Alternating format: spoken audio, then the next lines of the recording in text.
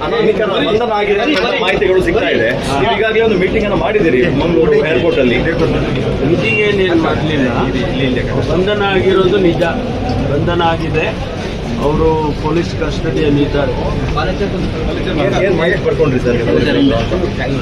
ತನಿಖೆ ನಡೆಯೋದ್ರಿಂದ ಯಾವ ಮಾಹಿತಿಯನ್ನು ಕೊಡೋದಕ್ಕೆ ಸಾಧ್ಯ ಆಗೋದಿಲ್ಲ. ಅವರು ಪೊಲೀಸ್ ಇನ್ವೆಸ್ಟಿಗೇಷನ್ ನಡೀತಾರೆ, ಅವರು ಬಂಧನ ಮಾಡಿದ್ದಾರೆ, ಅವರು ಇನ್ವೆಸ್ಟಿಗೇಷನ್ ಮಾಡ್ತಾರೆ. ಸರ್, ಈ ನಿರ್ಧಾರಕ್ಕೆ ಬರಲಿಕ್ಕೆ ಕಾರಣ ಏನು ಸರ್? ಎಲ್ಲ ಡೀಟೇಲ್ಸು ಮಾಹಿತಿ ಸೊಸೈಟಿನವ್ರು ಹೇಳ್ತಾರೆ. ಸರ್, ಈ ವಿಚಾರದಲ್ಲಿ ಯಾವ ಚರ್ಚೆ ಆಗಿರುವಂತಹ ಧಾರ್ಮಿಕ ಕೇಂದ್ರದ ಬಗ್ಗೆ ಸದನದಲ್ಲೂ ಚರ್ಚೆ ಆಗಿತ್ತು. ಏನು ಹೇಳಿಕೆ ಬಯಸ್ತೀರಿ ಬಂಧನದ ಮೂಲಕ? ಅಲ್ಲ, SIT ತನಿಖೆ ಮಾಡ್ತಾ ಇದೆ, ತನಿಖೆ ಮುಂದುವರೆದಿದೆ. ತನಿಖೆ ಕಂಪ್ಲೀಟ್ ಆಗೋವರೆಗೂ ಕೂಡ ನಮಗೆ ಯಾವುದೇ ವಿಚಾರಗಳನ್ನು ನಾವು ಹಂಚ್ಕೊಳ್ಳೋದಕ್ಕೂ ಆಗೋದಿಲ್ಲ, ಕನ್ಕ್ಲೂಡ್ ಮಾಡೋದಕ್ಕೂ ಆಗೋದಿಲ್ಲ. ಸರ್, ಒಂದು ದೊಡ್ಡ ಜಾಲ ಇದೆ, ಆದ್ದರಿಂದ ಅದೆಲ್ಲ ಪತ್ತೆ ಆಗ್ಬೇಕಲ್ವಾ?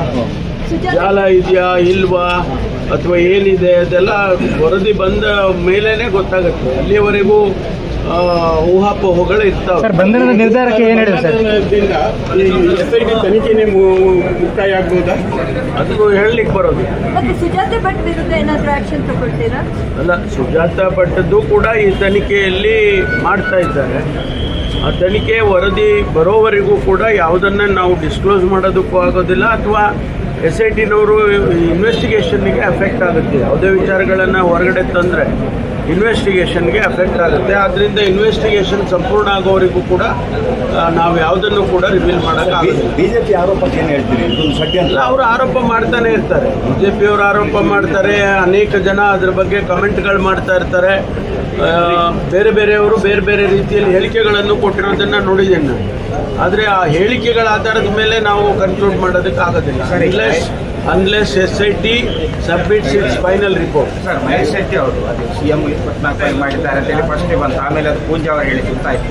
ಪೂಂಜಾ ಅವರ ವಿರುದ್ಧ ಕ್ರಮ ಇಲ್ಲ ಅಂತೇಳಿ ಚರ್ಚೆ ಆಗ್ತಾ ಇತ್ತು. ನಾವು 23ರಲ್ಲಿ ನಡೆದಂಥ ಘಟನೆ ಅದು. ಅದರ ಬಗ್ಗೆ ಪೂಂಜಾ ಅವರು ಸ್ಟೇ ತಗೊಂಡಿದ್ದಾರಲ್ಲ, ಸ್ಟೇ ವೇಕೆಟ್ ಆದರೆ ಅವ್ರ ಮೇಲೆ ಕ್ರಮ ತಗೊಳ್ತಾರೆ. ಸರ್, ಈಗ ಅನಾಮಿಕನ ವರ್ತನೆಯ ಬಗ್ಗೆ ಸಂಶಯ ಬಂದು ವಶಕ್ಕೆ ತಗೊಂಡಿದ್ದೀರಿ ಅಂತ, ಏನು ಒಟ್ಟು ಕಾರ್ಯಾಚರಣೆ ಬಗ್ಗೆ ಏನು ಲೇಟೆಸ್ಟ್ ಬಂದು ತಗೊಂಡಿದ್ದಾರಾ ಅಥವಾ ಯಾವ ಉದ್ದೇಶದಿಂದ ಅವ್ರನ್ನ ತಗೊಂಡಿದ್ದಾರೆ ಅಥವಾ ಯಾವ ಸೆಕ್ಷನ್ ಅಡಿಯಲ್ಲಿ ಅವ್ರನ್ನ ತಗೊಂಡಿದ್ದಾರೆ ಅದೆಲ್ಲ SIT ಅವರಿಗೆ ಗೊತ್ತು.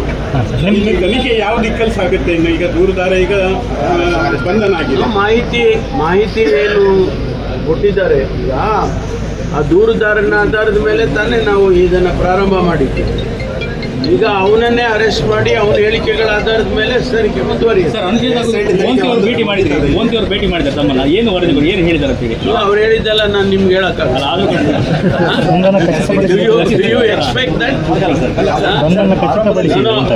ಆಗಿರೋದು ಅಷ್ಟೇ ಹೇಳಿದ್ದೀನಪ್ಪ, ಆಯ್ತಾ? ಮುಂದೆ ಅವ್ರು ಏನು ಹೇಳಿದ್ರು ನಮಗೂ ಹೇಳಿ ಒಂದು ಸ್ವಲ್ಪ ಹೇಳಬಾರ್ದು. ತನಿಖೆ ಆಗುವಾಗ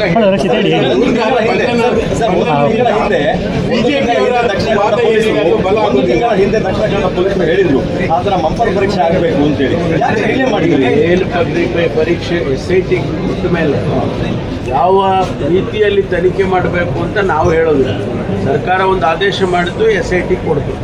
SIT ಯಾವುದು ಸತ್ಯ ಹೊರಗಡೆ ತರಬೇಕು ಅಂತ ಯಾವ ಮೆಥಡ್ಸ್ ಅವರು ಅಪ್ಲೈ ಮಾಡ್ತಾರೆ ಅದು ನಾವು ಹೇಳೋದಿಲ್ಲ. It is left to the